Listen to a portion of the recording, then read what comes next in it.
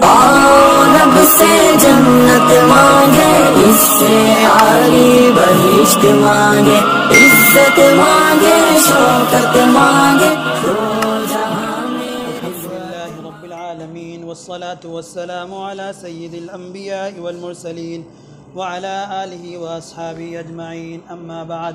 फ़क़द क़ाल अल्लाहु तबारक व तआला फ़िल क़ुरआनिल मजीद वल फ़ुरक़ानिल हमीद। फ़अऊज़ु बिल्लाहि मिनश शैतानिर रजीम। बिस्मिल्लाहिर रहमानिर रहीम। या अय्युहन्नासु इत्तक़ू रब्बकुम इन्न ज़लज़लतस साअति शैउन अज़ीम। यौम तरौनहा तज़हलु कुल्लु मुर्ज़िअतिन अम्मा अर्ज़अत व तज़अु कुल्लु ज़ाति हम्लिन हम्लहा व तरन्नास सुकारा वमा हुम बिसुकारा वलाकिन्न अज़ाबल्लाहि शदीद। सदक़ल्लाहुल अज़ीम। अल्लाहुम्मा सल्लि अला सय्यिदिना मुहम्मद व अला आलि सय्यिदिना मुहम्मद अफ़ज़ल सलावातिका बिअददि कलिमातिका व बारिक व सल्लिम। अल्लाह तबारक व तआला का एहसान है कि अल्लाह तबारक व तआला हमें इबादत पर, क़यामुल लैल पर जमाए रखा हुआ है। इस पर हम उसका शुक्र अदा करें। आज तरावी के अंदर हमने सूरह अंबिया और सूरह हज, ये दोनों सूरतें पढ़ी और सुनी हैं। अल्लाह तबारक व तआला इसे कबूल फ़रमाए। सूरह अंबिया, इस सूरह के अंदर अल्लाह तबारक व तआला ने तकरीबन 17 अंबिया का तज़किरा किया है। 17 अंबिया का सिर्फ़ एक सूरह के अंदर उनका तज़किरा, उनका वाक़या बयान किया है। सूरह अंबिया के शुरू में अल्लाह तबारक व तआला ने फरमाया है कि इक़्तरब लिन्नासि हिसाबुहुम व हुम फ़ी ग़फ़लतिन मुअरिज़ून, कि लोगों के हिसाब का वक्त बहुत करीब आ चुका है लेकिन वो अब भी एराज़ कर रहे हैं, यानी इससे मुँह फेर रहे हैं, खुश दिखा रहे हैं, यानी दीन से दूर भाग रहे हैं, क़यामत से दूर भाग रहे हैं और मौत को याद नहीं कर रहे हैं। तो अल्लाह तबारक व तआला हमें हर वक्त मौत को याद करने की तौफ़ीक़ अता फ़रमाए। उसके बाद अल्लाह तबारक व तआला ने काफिर और मुशरिकीन के उन साजिशों को बयान किया है कि जब भी इनके पास अल्लाह की आयात या अल्लाह के नबी, अल्लाह की किताबें आती थी तो ये लोग इस्तेहज़ा करते थे और मजाक करते थे और कहते थे कि भला ये भी रसूल है जो हम ही जैसा है। भाई अगर रसूल होता, कोई नबी होता, अल्लाह का होता, फिरिस्तादा होता तो फिर क्या करता, वो कोई और होता। ये तो हमारे जैसे खाते पीते हैं और सोते हैं, शादियां करते हैं। तो अल्लाह तबारक व तआला ने एक और जगह इसका जवाब दिया है कि अगर हम मलाइका भी उतार दें तो ये लोग तब भी ईमान लेने वाले नहीं, जब वो कहेंगे कि ये तो हमारे जैसे है ही नहीं। तो इसलिए इनकी बातों को से कबीदा खातिर होने की ज़रूरत नहीं है, दिल छोटा करने की ज़रूरत नहीं है। उसके बाद अल्लाह तबारक व तआला ने आगे फरमाया इसी सफ़े के अंदर, फ़स्अलू अहल ज़िक्र इन कुंतुम ला तअलमून, कि अहले ज़िक्र जिनके पास दीन का इल्म है, उनका नॉलेज है, उनसे आप वो बातें मालूम कीजिए, पूछिए, सवाल कीजिए। देखिए इस्लाम ने सवाल करने के लिए उभारा है। ये नहीं कि आप दूसरे मज़ाहिब में देखेंगे सवाल करेंगे तो सीधा आपके ऊपर इल्ज़ाम आएगा कि भाई लग रहा है कि ये बेदीन हो, यानी उनके दीन से निकल रहे हैं। लेकिन हमारे इस्लाम के अंदर इस सवाल के लिए उभारा है कि अगर आपको नहीं मालूम है तो जिनको मालूम है उनसे आप पूछिए। हमारे अंदर भी बहुत सारे लोग हैं जो कहते हैं कि भाई उलमा के क्यों मोहताज होनी चाहिए, और जो दीन का इल्म रखते हैं उनसे उनके मोहताज क्यों, अल्लाह की किताब है, हम इसको खुद से पढ़ें, खुद से समझें। अब देखिए, और ये फिर इल्ज़ाम लगाते हैं कि उलमा मना करते हैं कि खुद से पढ़ने और समझने से। हालांकि बात ये नहीं है। उलमा किस बात से मना करते हैं? आपको तो उभारते हैं कि आप पढ़िए, तर्जुमे के साथ कुरान पढ़िए, हदीस पढ़िए, लेकिन किसी नतीजे पर पहुँचने से पहले, कोई फ़ैसला करने से पहले अहले इल्म से उसकी राय जान लीजिए। बस एक दो मिसाल देता हूँ। जैसे हमने उस दिन रफ़े यदैन का बयान किया था। रफ़े यदैन के आपके ताल्लुक़ से जो कन्फ्यूज़न था बिल्कुल ख़त्म हो गया कि क्या है रफ़े यदैन, हाथ उठाना। अब देख लें क़िराअत खल्फ़ल इमाम, इमाम के पीछे क़िराअत करना, ये फ़िक़ही मसला ताकि हम समझ लें कि फ़स्अलू अहल ज़िक्र, कि हमको रोका नहीं गया है सवाल से या कुरान को खुद से समझने से, बल्कि नतीजे से पर पहुँचने से पहले हम उलमा से राय और मशवरा कर लें कि क्या मेरे दिमाग में जो ये बात आ रही है वो दुरुस्त है या नहीं है। तो देखिए जो फ़िक़ह का मसला है कि दीगर मसलकों के अंदर हनाबिला के और मालिकी हजरात जो हैं और शवाफ़े हैं, उनके नज़दीक क्या क़िराअत खल्फ़ल इमाम, आपने देखा होगा कि बहुत सारे लोग जो इमाम क़िरात कर रहे होते हैं तो सूरह फातिहा वो क़िरात करते हैं, तो आपके दिल में बात आती है, लेकिन अब आज तक किसी ने पूछा नहीं है। तो हालांकि पूछना चाहिए कि ये लोग पढ़ते हैं फातिहा और हम नहीं पढ़ते, वजह क्या है।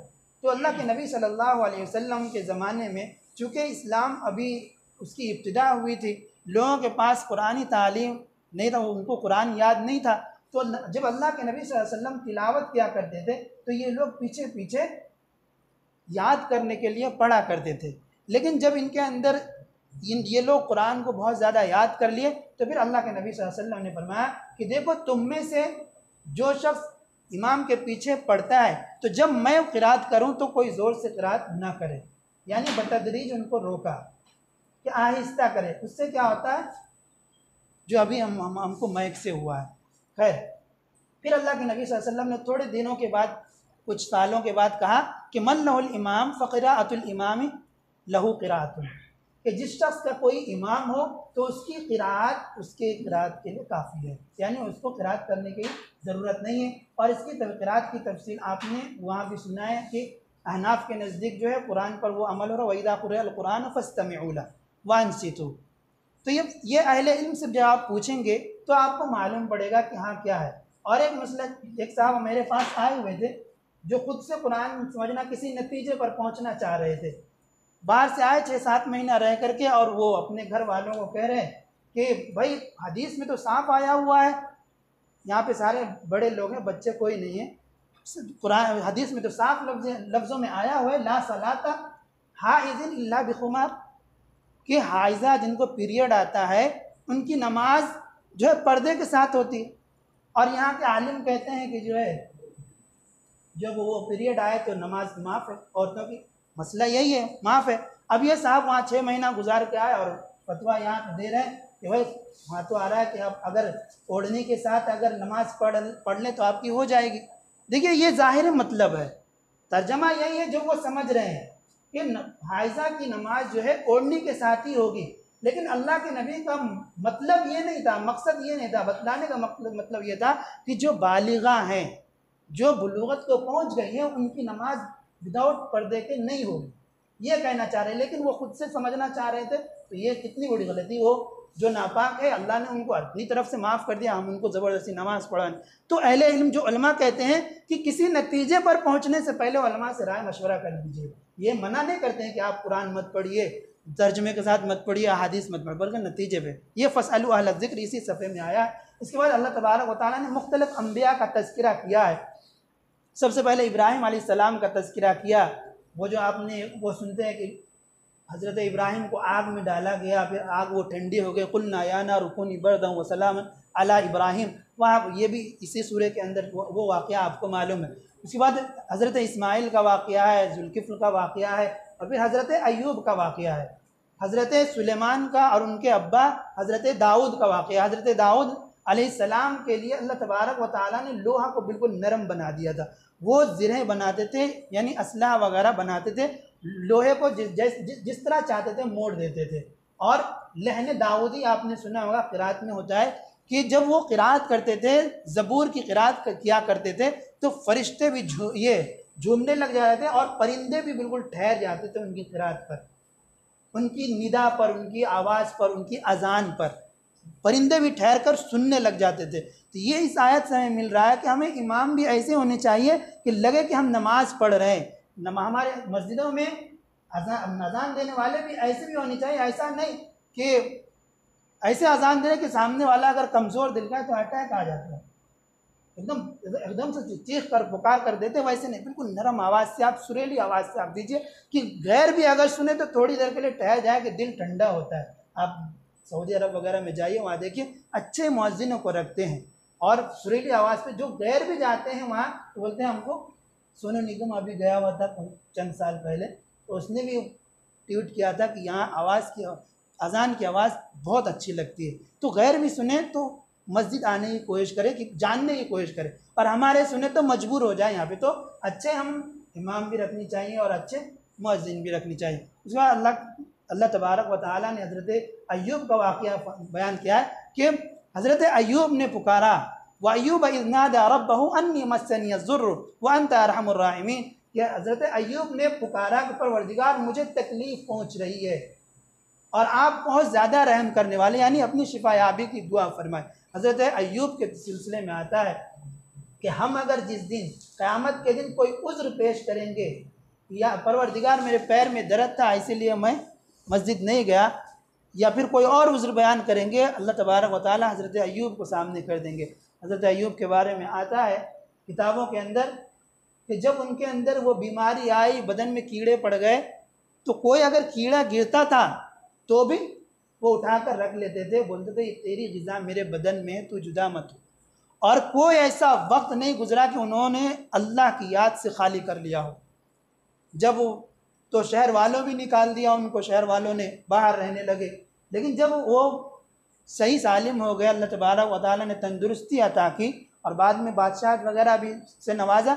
लेकिन जब वो सही हो गए तो किसी ने पूछा कि आप जब बीमार थे उस वक्त अच्छा फील करते थे या अब अच्छा फील कर रहे हैं? हज़रत अय्यूब कहते हैं कि मैं जब बीमार था तो रोज़ाना सुबह शाम परवरदिगार की तरफ से निदा आती थी, प्यारे अय्यूब खुश है ना।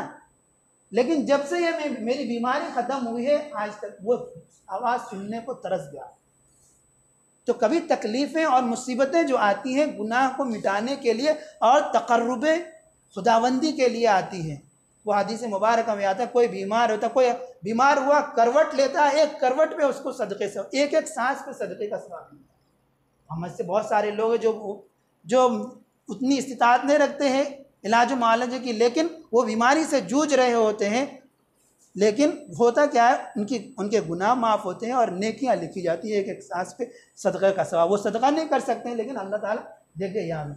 उसके बाद फिर अल्लाह तबारक व तआला ने दीगर अम्बिया का तज़किरा फरमाया है और बिल्कुल आखिर में फरमाया इसके सूरह अम्बिया के इन्नमा इलाहुकुम इलाहुन वाहिद, कि तुम्हारा माबूद सिर्फ़ एक ही माबूद है, सिर्फ़ तुम उसी की इबादत किया करो। उसके बाद सूरह हज है। सूरह हज के अंदर अल्लाह तबारक व तआला ने, हज से आप समझ रहे हैं कि हज से, इसके अंदर अल्लाह तबारक व तआला ने हज़रत इब्राहीम के उस वाक़ियों को बयान किया है कि जब बिनाए काबतुल्लाह से वो फारिग हुए तो अल्लाह तबारक व तआला ने उनको हुक्म दिया कि इब्राहीम आज़ान दो, आवाज़ लगाओ कि आए लोग और यहाँ हज करें।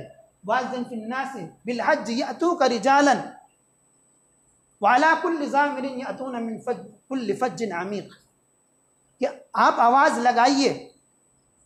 हज़रत इब्राहीम, रिवायत में आता है कि हज़रत इब्राहीम ने कहा परवरदिगार यहाँ तो चंद लोग हैं और मेरी आवाज़ इतनी दूर तक कैसे पहुँचेगी। अल्लाह तबारक व तआला की तरफ से निदा आई, इब्राहीम अलैकल अज़ान व अलैनल बलाग, आपका काम है आवाज़ लगाना, अज़ान देना मेरा काम है पहुँचाना। रिवायत में आता है कि जिस वक्त हज़रत इब्राहीम ने वो अज़ान दी और पुकारा लोगों को तो दुनिया की हर मखलूक ने आवाज़ सुनी और उस वक्त जितने इंसान थे उन लोगों ने भी आवाज़ सुनी।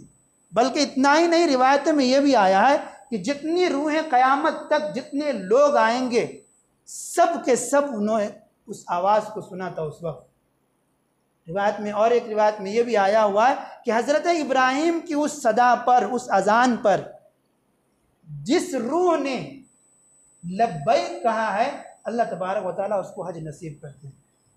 किसी ने अगर 2 मरतबा लब्बैक कहा है तो 2 हज उसको नसीब, किसी ने अगर 4 कहा है, 10 कहा, जितनी मरतबा लब्बैक कहा है उतनी मरतबा अल्लाह तबारक व तआला उनको हज नसीब करता है, अपने दर पर बुलाता है। दुआ कीजिए कि हम भी उन्हीं में से हो जिन्होंने लब्बैक कहा हो, अपने घर की ज़ियारत नसीब करें। तो ये जो सूरह हज है इसके शुरू में अल्लाह तबारक व तआला ने क़यामत की वहशत को बयान किया है, हवलनाकी को बयान किया है। या अय्युहन्नासु तक़ू रब्बकुम, क्या इंसान लोगों अपने रब से डरो, इन्न ज़लज़लतस्साअति शैउन अज़ीम, कि जो क़यामत का ज़लज़ला होगा वो बहुत ही बड़ी चीज़ है।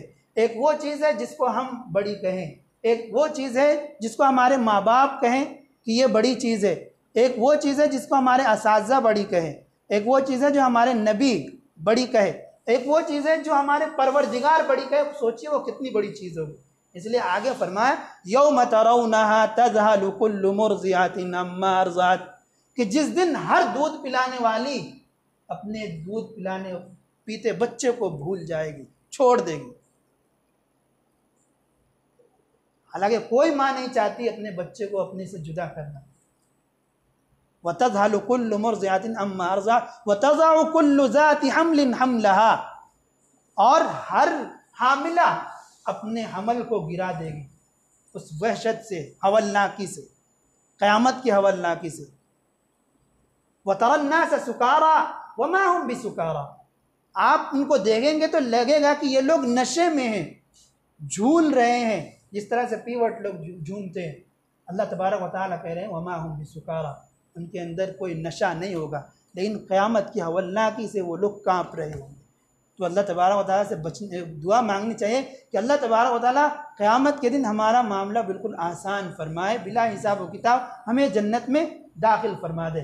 फिर अल्लाह तबारक व तआला ने आगे चल कर के फरमाया इंसान की तख्लीक के बारे में कि हमने कि ऐ लोगों, अगर तुम्हें बेसत में दोबारा पैदा किए जाने में अगर तुम्हें शक है, इन कुंतुम फ़ी रैबिम मिनल बासी, तो तुम देखो कि मैंने तुम्हें मिट्टी से पैदा किया, मिट्टी, फिर तुम्हें अलक़ा बनाया, नुत्फ़ा बनाया, माँ के पेट में नुत्फ़ा बने पहले, फिर अलक़ा गोश्त का लोतड़ा, फिर मुज़ग़ा, फिर अल्लाह तबारक व तआला कह रहे हैं कि फिर हम जब तक हमने चाहा तुम्हें माँ के पेटों में रखा और फिर तुम्हें हम दुनिया में लेकर के आ गए, और उनमें से बाज़ को हमने अमिनकुम मन युतवफ़्फ़ा अमिनकुम मन युरद्दु इला अर्ज़िल उमर, हमने उनमें से बाज़ को बचपने में ही मौत दे दी, तुम में से बाज़ को, और बाज़ को अधेड़ उम्र में मौत दी, और बाज़ को हम अर्ज़ले उम्र तक ले जाते हैं, जिस उम्र में न पेट में आंत होती है, न मुंह में दांत, और न कानों में सिमात, हर जगह वो हर चीज़ें उनकी कमज़ोर होने लगती है। अर्ज़ले उम्र तो जब बिल्कुल 80 क्रॉस कर जाते हैं तो ये उम्र शुरू होती है। तो अल्लाह तबारक व तआला करके कहते हैं कि मैंने जब इस तरह से तुमको बिना किसी कसौटी के पैदा किया, कोई पैमाना मेरे पास नहीं था, लेकिन मैंने पैदा किया, अब तो तुम पैदा किए जा चुके हो, अब तो तुम्हारा हमारे पास फरमा है, आराम से बना सकते हैं। अल्लाह तबारक व तआला ने ये मिसाल दी है कि देखो हम जिस तरह पहली मरतबा पैदा करना मुझ पर कोई शाक नहीं, कोई मुश्किल नहीं, तो दूसरी मरतबा तो और मुश्किल नहीं होनी चाहिए, तुम्हारे एतबार से मेरे एतबार से तो कुछ है ही नहीं। फिर आगे चल कर के अल्लाह तबारक व तआला ने मोमिनीन को हुक्म दिया, चूँकि ये हज सूरह हज है, तो हज़रत इब्राहिम ने आवाज़ दी, उसके बाद फिर फरमाया लन यनालल्लाह लुहूमुहा वला दिमाउहा वलाकिन यनालुत तक़वा मिनकुम। जो हम कुर्बानी पेश करते हैं, अल्लाह तबारक व तआला कहते हैं कि इसका न खून मेरे पास पहुँचता है, न तुम्हें गोश्त पहुँचता है, बल्कि अल्लाह ताला देखना क्या चाहता है कि तुम्हारे अंदर तक़वा है या नहीं है, खुलूस है या नहीं है, आपकी नीयत खालिस है या नहीं है अल्लाह के लिए, या दिखावा है, नाम नमूद है, या शोहरत है, अरे फ़लाँ ने 4 लाख का बकरा ज़बह किया, ये है। तो अल्लाह तबारक व तआला को इन चीज़ों की ज़रूरत नहीं है। ये नहीं कि सिर्फ कुर्बानी के अंदर है, हम किसी लाइन की भी अगर कुर्बानी दे रहे हैं, अपने वक्त की कुर्बानी, जैसे हमारे साथी अभी यहाँ पहुँचे हुए, ये लोग अपने वक्त की, अभी रमज़ान का महीना अपने अहलो अयाल के पास रहनी चाहिए, लेकिन यहाँ है, ज़ाहिर है ये भी वक्त की कुर्बानी है, हम में से हर एक को तौफीक नहीं मिलती है, या फिर हम बहुत सारे लोग जा चुके हैं, यहाँ बैठे हुए हैं बाज़ लोग, ये भी वक्त, लेकिन इसके अंदर अगर खुलूस होगा तो अल्लाह तबारक व तआला इसको कबूल करेगा, अगर इनके अंदर दिखावा होगा तो फिर अल्लाह ताला हमारे मुंह पर मार देगा। फिर आखिर में अल्लाह तबारक व तआला ने इंसानों को कहा कि इन्नल लज़ीना तदऊन मिन दूनिल्लाह, कि जो लोग अल्लाह के अलावा किसी दूसरे को पुकारते हैं, लन यख़्लुक़ू ज़ुबाबन शैअन, कि वो एक मक्खी भी पैदा नहीं कर सकते हैं। और फिर फरमाया कि उतना ही नहीं, ये नुकसान इनके सामने कुछ रख दी जाए तो ये लोग उसको न खा सकते हैं, न सूंघ सकते हैं, न हटा सकते हैं। अल्लाह तबारक व तआला कह रहे हैं ज़अफ़त तालिब वल मतलूब, कि जो उनके सामने दस्ते सवाल दराज कर रहा है वो, और जिसके सामने दस्ते सवाल दराज किया जा रहा है वो कितने कमज़ोर है, यानी न ये हक़ पर है न वो हक़ पर है, दोनों अल्लाह तबारक व तआला कह रहे हैं। फिर आखिर में अल्लाह तबारक व तआला कह रहे हैं वरकऊ वस्जुदू वअबुदू रब्बकुम, देखो या ईमान वालो, रुकू किया करो, अल्लाह के सामने झुका करो, सजदा करने वालों के साथ सजदा किया करो, और वअबुदू रब्बकुम, और अपने रब की मज़ीद इबादत किया करो, वफ़अलुल खैर, और खैर के कामों में भी हिस्सा लिया करो। आए हमारी जमात तो आप साथ दिया कीजिए, ये भी खैर का काम है। कोई एक बंदा अगर नमाज के लिए आ जाता है तो हमारी नैया पार लग जाएगी, बेड़ा पार लग जाएगा। कोई एक अगर नमाजी बन जाता है तो उसकी कोशिश करें। और बिल्कुल आखिर में, बिल्कुल आखिरी आयत है, अल्लाह तबारक व तआला ने कहा अक़ीमुस्सलाह व आतुज़्ज़का, आप नमाज कायम कीजिए और ज़कात अदा कीजिए और फिर अल्लाह के लिए सब कुछ को खालिस कर लीजिए। अल्लाह तबारक व तआला हमें कहने सुनने से ज़्यादा अमल की तौफ़ीक़ अता फ़रमाए। आमीन। व आखिरु दावाना अल्हम्दुलिल्लाह।